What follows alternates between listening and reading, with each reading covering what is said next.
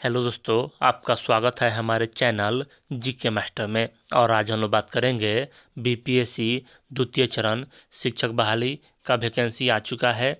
और इसमें आरक्षण से संबंधित भी बहुत अभ्यर्थियों के मन में डाउट था, तो यहाँ आपको आरक्षण से संबंधित सभी डाउट क्लियर कर देंगे इस वीडियो में। इसमें ईबीसी, ईडब्ल्यूएस, बीसी महिलाओं के लिए कहाँ से बनेगा, जाति, आवासीय आय, क्रीमी लेयर, सभी के बारे में यहाँ विस्तार पूर्वक आपको दिखाया जाएगा। और बिहार सरकार के द्वारा जो इसमें रूल अपनाया गया है, यही रूल आपको बीपीएससी के द्वारा भी, यानी कि जो फॉर्म भरा रहा है आरक्षण का रूल लागू होगा। तो चलिए वीडियो शुरू करते हैं, देरी करना करते हुए। इससे पहले अगर चैनल पर नए हैं तो प्लीज़ चैनल को सब्सक्राइब कीजिएगा, शेयर कीजिएगा और लाइक कीजिएगा, ऐसे ही अपडेट जानने के लिए। सबसे पहले देख लीजिए, बिहार सरकार का असाधारण गजट है और इसी में कोई कानून या नियम प्रकाशित होता है। समान प्रशासन विभाग, बिहार, पटना। आवश्यक सूचना, आरक्षण विषय कुछ महत्वपूर्ण तथ्य। एक नंबर में क्या है, तो एक नंबर में आपको व्यक्ति विशेष की जाति का निर्धारण उसके पिता की जाति के आधार पर होता है, पति की जाति के आधार पर नहीं।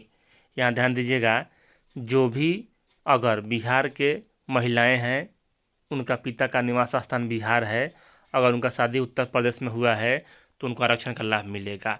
उसके बाद यहाँ अगर बिहार के पुरुष और उत्तर प्रदेश के महिला का शादी बिहार में हुआ है तो उन्हें आरक्षण का लाभ नहीं मिलेगा। उसके बाद देख लीजिए, यहाँ 2 नंबर में आपको बनवाना कहाँ से है, तो आय प्रमाण पत्र आप अपने पति के यहाँ से बनवा सकते हैं महिलाओं के लिए, लेकिन जो निवास प्रमाण पत्र है वह अपने पिता के नाम से ही होना चाहिए, आपके पिता के नाम से ही होना चाहिए। एक बात आप यहाँ स्पष्ट हो लीजिएगा कि आय प्रमाण पत्र बनवाइए, ईडब्ल्यूएस प्रमाण पत्र बनवाइए, कोई भी प्रमाण पत्र बनवाइए, वह है आपके पति के यहाँ से रहेगा, लेकिन निवास जो प्रमाण पत्र है वह आपके पिता के स्थान से रहेगा। उसके बाद 2 नंबर में देखिए, जाति प्रमाण पत्र की वैधता हमेशा बनी रहती है। एक बार आप जाति बनवा लिए हैं, चाहे 10 साल पुराना हो, 5 साल पुराना हो, 3 साल पुराना हो, तो उससे बार बार बनवाने की आवश्यकता नहीं है। और यह SC/ST का अभ्यर्थियों के लिए बहुत ही महत्वपूर्ण है। उसके बाद 3 नंबर में अस्थायी आवास प्रमाण पत्र की वैधता हमेशा बनी रहती है, जबकि अस्थायी आवास प्रमाण पत्र की वैधता निर्गत तिथि से 1 वर्ष के लिए होती है। लेकिन यहाँ जो भी अभ्यर्थी बनवाते हैं वह अस्थायी प्रमाण पत्र ही बनवाते हैं, मतलब कि अस्थायी आवास के द्वारा ही। तो इसकी भी आपको बार बार बनवाने की आवश्यकता नहीं है। एक बार आप आवासीय बनवा लिए हैं तो बार बार बनवाने की आवश्यकता नहीं, चाहे कितना भी पुराना हो वह सब चलेगा। उसके बाद यहाँ देख लीजिए,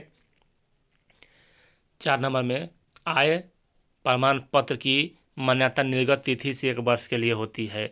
मान के चलिए कि आप इस महीने अगर करवाते हैं, मतलब बनवाते हैं, तो अगले 1 वर्ष के लिए उसमें डेट दिया रहता है, उसमें लिखा भी रहता है कि यह निर्गत होने की तिथि से 1 वर्षों के लिए मान्य होगा। तो आप लोग देख लें, उसके बाद वहाँ आप लोग अपलोड कर सकते हैं।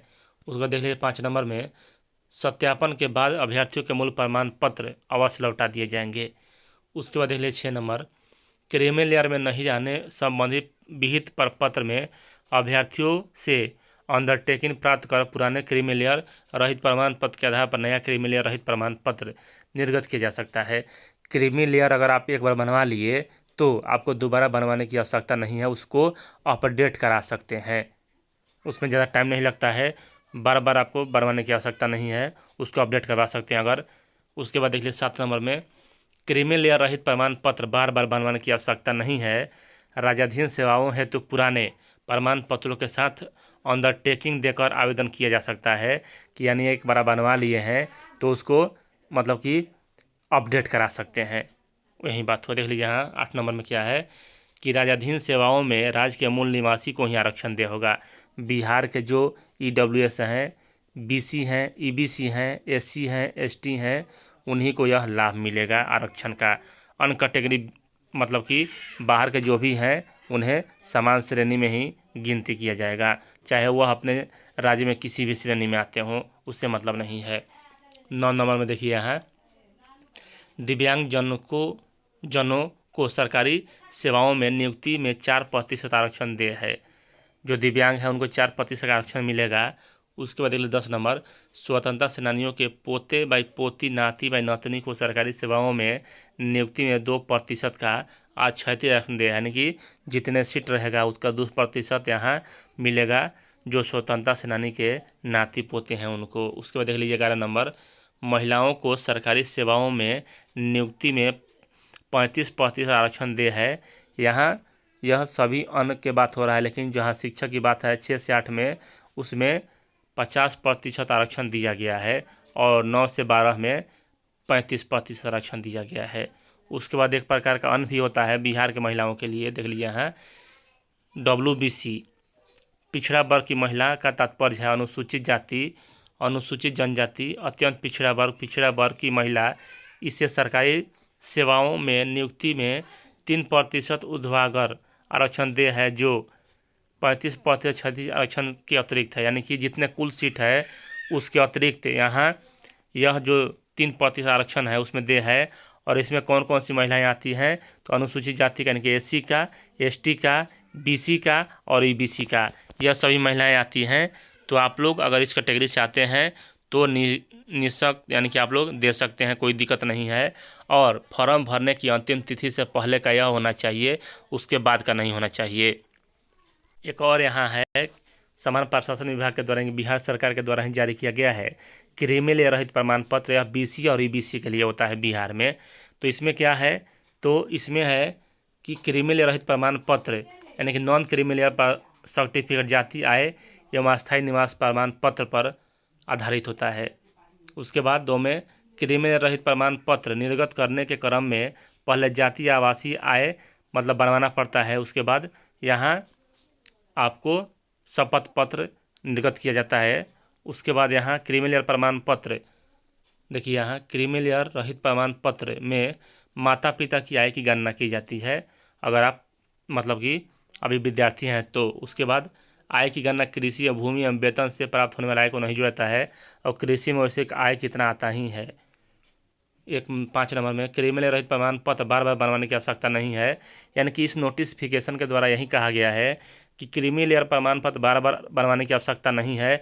और सबसे महत्वपूर्ण आपको यहाँ दिखाया जा रहा है कि विवाहित बाई अविवाहित महिला बाई पुरुष दोनों के लिए क्रीमी रहित प्रमाण पत्र हेतु जाति आय एवं निवास प्रमाण पत्र पिता के अस्थायी निवास अंचल से निर्गत होगा।